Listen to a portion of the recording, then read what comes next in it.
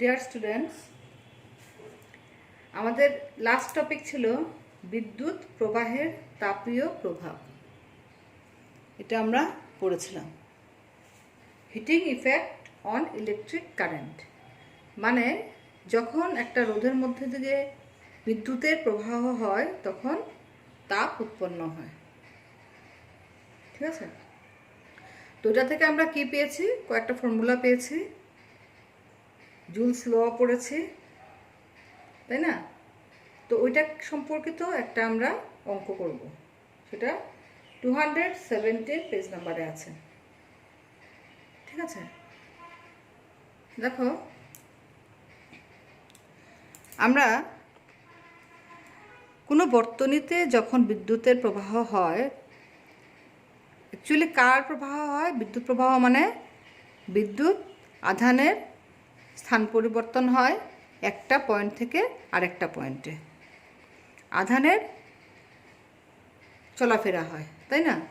তো দেখো, আধান যখন একটা পয়েন্ট থেকে আরেকটা পয়েন্টে যায় বর্তনীতে, তখন বিভব পার্থক্যের সৃষ্টি হয়। ঠিক আছে, উল্টো দিকে আমরা বলতে পারি যে বিভব পার্থক্যের জন্যই আধান এক প্রান্ত থেকে আরেক প্রান্তে যায়, এক পয়েন্ট থেকে আরেকটা পয়েন্টে। ঠিক আছে, তো দেখো এই যে একটা পয়েন্ট থেকে আরেকটা পয়েন্টে যেতে গেলে আধানকে কি করতে হয়? কাজ করতে হয়। সেই কাজ W = V × Q, মানে সম্পাদিত কার্য, এটা বারে বারে পড়িয়েছে তোমাদের, সম্পাদিত কার্যের পরিমাণ বিভব পার্থক্য মাল্টিপ্লাইড বাই টোটাল চার্জ। ঠিক আছে, তো এই ওয়ার্ক যেটা সম্পাদিত যেটা কার্য, সেটা হলো গিয়ে টি সময়ে কতটুকু শক্তির খরচ হয়। ঠিক আছে, তাহলে একক সময়ে কত খরচ হবে? একক সময়ে খরচ হবে W/T, তার মানে VQ / T। তো একক সময়ে যতটুকু কার্য সম্পাদিত হয় সেটাকে বলা হয় ক্ষমতা। ঠিক আছে, 1 সেকেন্ডে যদি কেউ বেশি কাজ করে তার ক্ষমতা বেশি, আর 1 সেকেন্ডে যদি কেউ কম কাজ করে তার ক্ষমতা কম। ঠিক আছে, তো আধান যখন 1 সেকেন্ডে এক পয়েন্ট থেকে আরেক পয়েন্টে যেতে বেশি কাজ করবে তখন তার ক্ষমতা বেশি। ঠিক আছে, তাহলে আমরা কি লিখতে পারি? P = V × Q/T। এখন দেখো Q/T মানে কি? Q/T আমি এখানে লিখে দিয়েছি। Q/T হলো গিয়ে মোট আধান ডিভাইডেড বাই সময়। ঠিক আছে, চার্জ পার ইউনিট টাইম। তাহলে আমরা চার্জ পার ইউনিট টাইমকে আমরা কি বলতে পারি? বিদ্যুৎ প্রবাহ বলতে পারি। ঠিক আছে, তো P = V × I লিখতে পারি আমরা। ঠিক আছে, এখন দেখো জুলের সূত্রটা কি পড়েছিলাম আমরা? H = I²RT। তো জুলের সূত্র ধরে যে অঙ্কটা আছে সেই অঙ্কটা আমরা নেক্সট দিন করব, আজকে একটাই অঙ্ক করব। ঠিক আছে, তো জুলের সূত্রটা কী ছিল? H = I²RT, মানে কোনো পরিবাহীতে বিদ্যুৎ প্রবাহের ফলে যে তাপ উৎপন্ন হয় সেই তাপের পরিমাণ কত? I² × RT। আইটা কি? আইটা হলো গিয়ে সেই পরিবাহীর মধ্য দিকে যে বিদ্যুৎ প্রবাহ হয়। আরটা কি হলো? আর হলো গিয়ে রোধ। আর টিটা কি? টিটা হলো গিয়ে কতক্ষণ ধরে চার্জের ফ্লো হয়েছে এক পয়েন্ট থেকে আরেক পয়েন্টে যেতে। ঠিক আছে, তো দেখো তোমাদের বইতে একটা অঙ্ক দিয়েছে 217 পেজ। একটি ইলেকট্রিক ইস্ত্রিতে সর্বোচ্চ তাপমাত্রা উৎপাদনের জন্য 840 ওয়াট হারে এবং সর্বনিম্ন তাপের জন্য 36 ওয়াট হারে বিদ্যুৎ শক্তি খরচ হয়। ঠিক আছে, অঙ্কটা হলো গিয়ে দেখো, এটা তোমাদের অঙ্ক,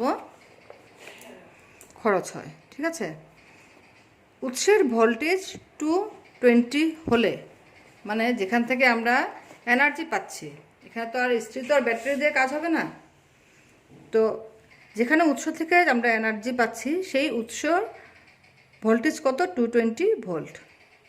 তাইলে উভয় ক্ষেত্রে কতটুকু কারেন্ট ফ্লো করবে? সর্বোচ্চ তাপের জন্য 840 ওয়াট বলেছে, ঠিক আছে, সেই 840 ওয়াট হারে যখন শক্তি খরচ হবে আর বিদ্যুৎ উৎস যদি 220 ভোল্ট হয়, তখন সে রোধের মধ্যে দিয়ে কতটুকু কারেন্ট ফ্লো করবে এবং রোধের পরিমাণ কত হবে। ঠিক আছে, যেহেতু ইস্ত্রি, এখানে তো চার্জ যেটা ফ্লো হবে সেটা সব শক্তি খরচ করবে, পাওয়ার থেকে, উৎস থেকে যে শক্তিটা, এনার্জিটা অ্যাকোয়ার করবে আধান, সে শক্তিটা পুরোটাই খরচ হয়ে যাবে রোধকে ওভারকাম করতে, মানে রোধকে জয় করতেই সব শক্তি খরচ হয়ে যাবে। ঠিক আছে, তাহলে ঠিক আছে, দুটো ক্ষেত্রে আমরা কি বের করব, কারেন্ট বের করব, আর দুটো ক্ষেত্রেই আমরা রোধ বের করব। ঠিক আছে, আচ্ছা দেখো আমরা কি জানি, আচ্ছা দেখো এটা একটা ইস্ত্রি। ঠিক আছে, আজকাল দিনের যে ইস্ত্রি পাওয়া যায়, মডার্ন যেটা ইস্ত্রি, সেটা দেখবে টেম্পারেচার, তাপ যেটা, হিট যেটা প্রডিউস হয় সেটা কিন্তু কনস্ট্যান্ট থাকে না। যেমন সিনথেটিক কাপড়ের জন্য যে হিটের দরকার, সুতির কাপড়ের জন্য হিটটা কিন্তু বেশি দরকার। সুতির কাপড়ের যে হিটের দরকার সেইটা যদি তুমি সিনথেটিক কাপড়ে লাগিয়ে দাও হিটটা, সেটা কাপড়টা কিন্তু জ্বলে যাবে। মানে হিট প্রোডাকশন দুটো ক্ষেত্রেই আলাদা আলাদা। ঠিক আছে, তো অবভিয়াসলি কারেন্ট প্রোডাকশন আর রোধও আলাদা আলাদা দেখাবে। ঠিক আছে, তো দেখো ক্ষমতা কত ইস্ত্রির ফর্মুলা আমরা জানি, 1 সেকেন্ডে কতটুকু কার্য করে সেটা হলো ক্ষমতা। P equal to V into I. ঠিক আছে, আচ্ছা তো ফার্স্ট কী দিয়েছে, সর্বোচ্চ তাপের জন্য। তো দেখো সর্বোচ্চ তাপের জন্য অবভিয়াসলি বেশি খরচ করতে লাগবে, তাপ যদি বেশি উৎপন্ন করতে লাগে, বেশি খরচ করতে লাগবে, বেশি ওয়াট করতে লাগবে 1 সেকেন্ডে, তো সেটা হলো গিয়ে 840 ওয়াট। ঠিক আছে, এখন দেখো তার মানে কি 1 সেকেন্ডে 840 কার্য করা হয়, 840 ওয়াট কার্য করা হয়। ঠিক আছে, ডাব্লিউ, এখানে ডাব্লিউ মানে ওয়াট, ক্ষমতার একক। ঠিক আছে, তাহলে আমরা দেখো আমরা জানি ক্ষমতা ইকুয়াল টু কত, ভি ইন্টু আই। আমরা পড়েছি ক্ষমতা equal to V into I. ঠিক আছে, তো আমাদের দেওয়া আছে 840 ওয়াট। তো আমরা কারেন্ট কি লিখতে পারি, I equal to P divided by V. তো 840 ডিভাইডেড বাই 220, 0 0 কাটাকাটি হলো, থাকলো 84 ডিভাইডেড বাই 22, ভাগ করে পেলাম আমরা 3.82 এম্পিয়ার। ঠিক আছে, এটা গেল সর্বোচ্চ যখন সবচেয়ে ম্যাক্সিমাম হিট প্রোডাকশন যখন হবে ইস্ত্রির মধ্যে, তখন তার মধ্য দিয়ে কতটুকু কারেন্ট প্রবাহ হবে সেটা হলো 3.82 এম্পিয়ার। তো সেই ক্ষেত্রে ইস্ত্রির রোধ কত হবে সেটাও আমরা দেখব। সেই ক্ষেত্রে ইস্ত্রির রোধ বের করবো আমরা কি ফর্মুলা দিয়ে, R equal to V divided by I.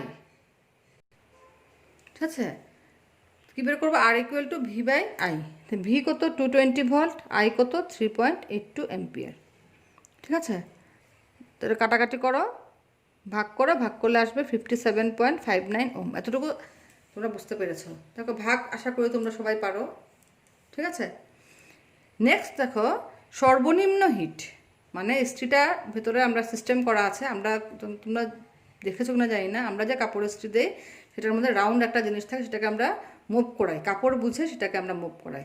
Cotton লেখা থাকে, কটন, সিনথেটিক, এসব লেখা থাকে। ঠিক আছে, তো সর্বনিম্ন তাপের জন্য কতটুকু ক্ষমতা, কতটুকু কাজ করতে লাগে 1 সেকেন্ডে, সেটাই ক্ষমতা, সেটা হলো গিয়ে 36 ওয়াট। তাহলে দেখো এখান থেকে কারেন্ট পেয়ে যাব আমরা, সর্বনিম্ন তাপের জন্য ইস্ত্রির মধ্য দিকে কতটুকু বিদ্যুৎ প্রবাহ হয়, I equal to P divided by V. ঠিক আছে, তাহলে কী হবে 36 ডিভাইডেড বাই 220। ওকে, তো ভাগ করলে কত আসবে 0.16 ওম। এখন দেখো কারেন্টটা চেঞ্জ হয়ে গেল, সর্বনিম্ন তাপের জন্য কম কারেন্ট লাগবে, আগে ছিল 3 পয়েন্ট সামথিং, এখন হলো গিয়ে 0.16। ঠিক আছে, কারেন্ট কম প্রবাহ হবে, এটা ইস্ত্রির ভিতরেই সিস্টেম করা থাকে, আমরা প্রয়োজন অনুযায়ী এটাকে কম বেশি করি। এখন রোধ কত হবে, কারেন্ট পেয়ে গেলাম, রোধের formula R equal to V by I, value put করো, পেলাম 1375 ওম। স্টুডেন্টস তোমরা তাও ভাগগুলো একবার দেখে নিও। ঠিক আছে, যদি কোনো অসুবিধা থাকে আমাকে বলবে, আশা করি ঠিক আছে আমার। আর এখন দেখো দুটো অঙ্ক থেকে আমরা কি পেলাম, সর্বোচ্চ ক্ষমতার জন্য কারেন্ট কতটুকু প্রবাহ হয়েছে 3.82, তাই না? সর্বোচ্চ ক্ষমতার জন্য কারেন্ট প্রবাহ হয়েছে 3.82 অ্যাম্পিয়ার। আর রোধ দেখো, রোধ কমে গেছে, এটার সঙ্গে এটা কম্পেয়ার করো, রোধ কমে গেছে। তার মানে রোধ যদি কমে যায় কারেন্ট অটোমেটিক বাড়ে। এখানে দেখো কারেন্টটা খুব কম, রোধটা দেখো খুব বেশি, মানে রোধটা খুব বেশি, তার মানে কারেন্টটা খুব কম ফ্লো হবে, তার মানে হিট প্রোডাকশনও কম হবে। H equal to I square into RT।